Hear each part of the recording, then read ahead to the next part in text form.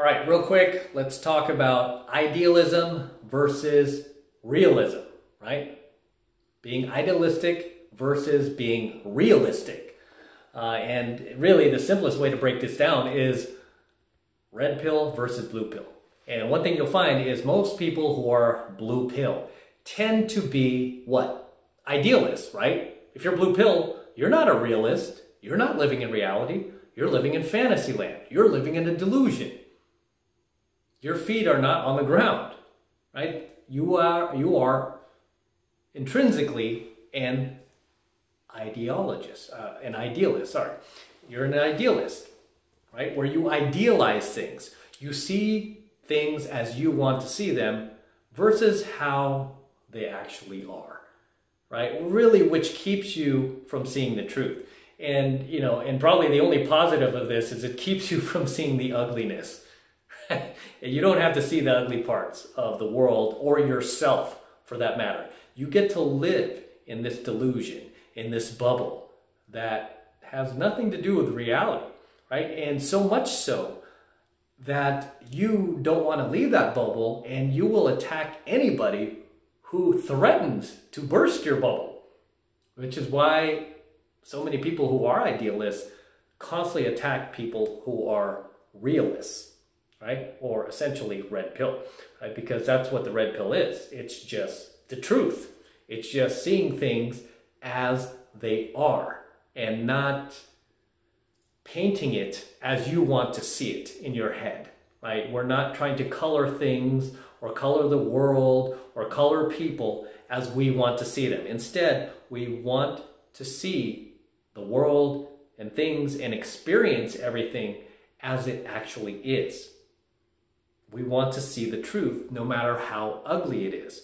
Because as long as we know we are getting the truth, right, and we're living in reality, we can better ourselves, right? We can fix ourselves, we can grow, we can expand, we can reach new heights in life. Whereas when you're an idealist, you can't. You really cannot grow and expand and become enlightened as somebody who is an idealist. It works to a certain degree. Again, as kids, we're all born kind of like idealists, right? We don't want to live in reality. This is why when we're kids, we're often very narcissistic and we think the world revolves around us, especially if you're an only child, right? You get all the attention for yourself and everyone's constantly telling you how great you are. You get all the Christmas gifts, all the birthday gifts. You don't have to share with anybody, right? You tend to think, oh my gosh, yes, this world was made just for me. This is how I want it to look. This is how I want people to act, right? And then you have this just narcissism about you that eventually, if you're a healthy person, eventually you grow out of it and you start to realize like, okay, not everything is about me. There are other people in this world that exist and it's not just me. Other people with their own wants, desires, needs. And as another person living in this world, I need to respect that. I need to respect who they are. And I need to respect who I am, right? And then you see people as individuals. You don't see them as this like collective that you can control, like with a joystick. You can control everybody to do your bidding for you and do exactly what you want and follow your orders. No, because that's essentially what, like fascism is, right? It's like you're just trying to control everybody. However, when you are an idealist, okay, if you don't grow out of that narcissistic stage of childhood that we all partake in at some point, right, as kids, and eventually grow out of. If you don't grow out of that stage and you just kind of stay in fantasy land where everything's still about you, everyone's got to cater to who you are. Everybody's got to accept you for, everybody's got to accept me for who I am, what I like, what I don't like. Everybody needs to be exactly like me. And if they don't, they're evil. Cancel them. If you stay in that stage, that's what'll happen to you. You'll just eat yourself alive and you'll just drive yourself like, excuse my language, just batshit crazy, trying to control how everybody reacts and responds to you, right? And you see, like, these are just the most mentally deranged people in society, and in many ways I feel bad for them because they're trapped in their own minds. They're trapped in their own heads because they refuse to see the truth. They refuse to do what? To live in reality, right? To be honest with themselves, right? And that's what being a realist is. It's just about being honest with yourself, right? And then accepting the way things are, right? It's like, hey, oh yeah, I feel like I'm a little fat. I lose 20 pounds. Okay. And then you can decide whether you want to lose it or not, right? Whereas a person who's delusional is like, so I'm a little overweight. I still look good. I'm still healthy. I'm 100 pounds overweight. I'm obese. You know, I might have a stroke at some point because I'm so fat. But you know what? Body positivity. You got to accept it. Stop fat shaming. All you people who are eating healthier, you guys are part of the problem. You know, and you start doing that. Like you see much of this happening today. And you see most of the idealists that we have in society are what? They're part of the woke mafia, right? They're part of the, like the Rainbow Coalition. I mean, it's like, oh, you better accept me for who I am. Accept my, I have to be careful how I word this because they're so touchy and so sensitive that, they could flag it, right? They could flag what I say. So, but they're always like, yeah, you got to accept the fact that I identify as this gender. I am officially a woman and you have to accept that. It's like they want to twist your arm and force you to accept who they are when they can't accept who they are themselves. Pretty twisted, right? It's like they can't accept who they are themselves, but they want to force you to accept who they are. This is part of not living in reality. Okay, this is part of not letting go of that childhood narcissism that we all have, like growing up, right? That's part of it. It's like you expect the world, as an adult now, you're an adult, to continue catering to you when people out there have their own opinions, their own thoughts, their own ideas, their own, their own goals in life, their own likes, their own dislikes. They might not like the fact that you're doing that. They might not agree with it. But you know what? So what? So what? Part of letting go of that narcissism is not worrying what other people think of you and not needing their validation. Because if you still need other people's validation, that's not a they problem. That's a you problem, right? That's a you problem. That's something you need to fix. But not to get too far off topic, I mean, this is really the big difference between being an idealist versus being a realist. And it doesn't mean that you can't be a dreamer, right? But you have to have your feet on the ground. Like when you were a child, you probably thought like, I'm going to grow up to be a friggin' astronaut. I'm going to grow up to be a professional basketball player.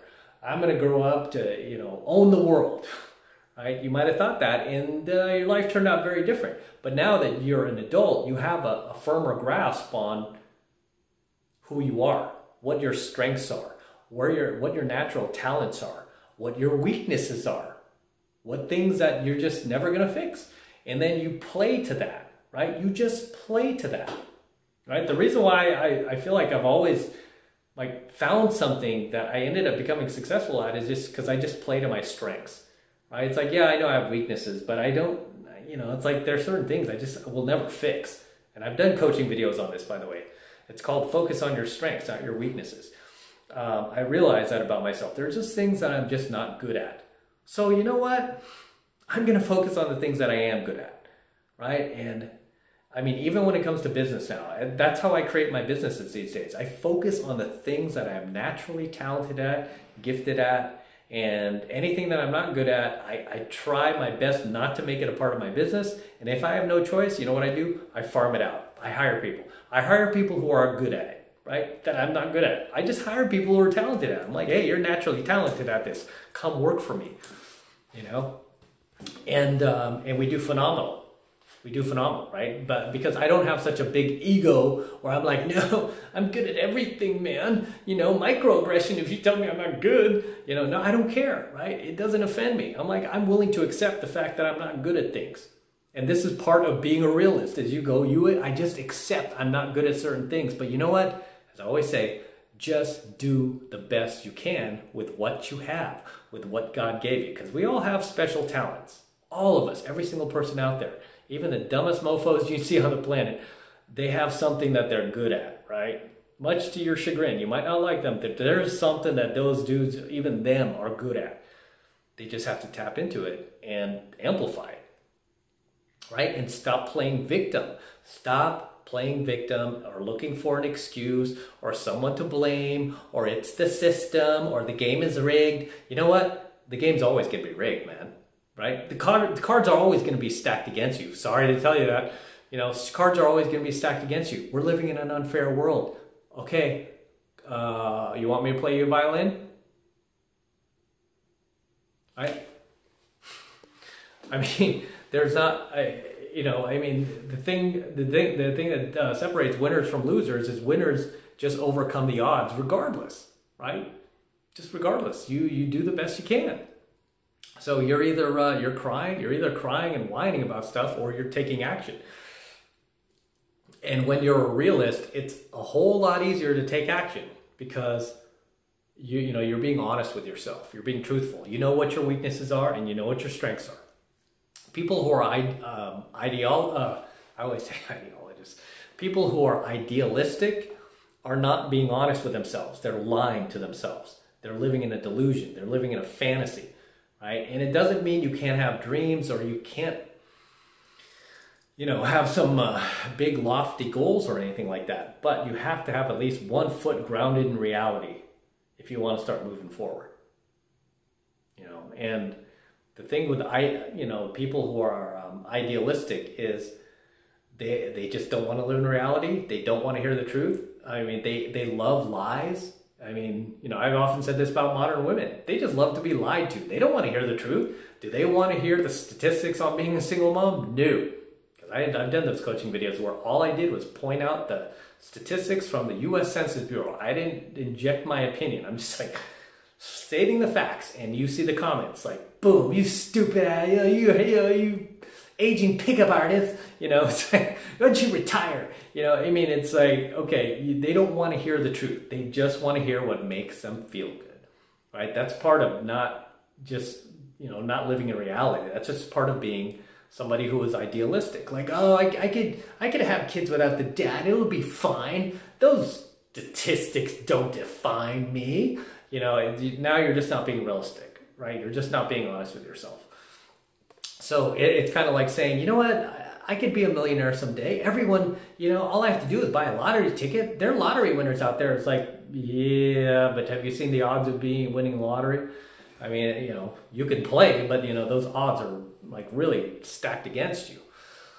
So when you're an idealist, you know, you tend to think like, you know, that you are above reality, and you're not, right? You're just not. And I mean, and really on the flip side of that, when you're a realist, sometimes you get a little too caught up in the truth where it starts to eat away at you, you know, especially in the red pill community. This is why we call this stage, when you first come to the red pill, call it red pill rage, because you're waking up to all these lies you've been told your entire life. And it's just really just, you know, like it'll just shake you up. Right? Because you were never meant to hear these things, right? Media lied to you your entire life. Your parents, you know, your parents didn't mean to lie to you, but they just told you these things because they were lied to. Your teachers, same thing. They told you these things because they were deceived too. And you grew up believing all this stuff. Now you're a grown adult and you're hearing different, right? You might hear, like, come across my channel and you're like, what? Oh my gosh.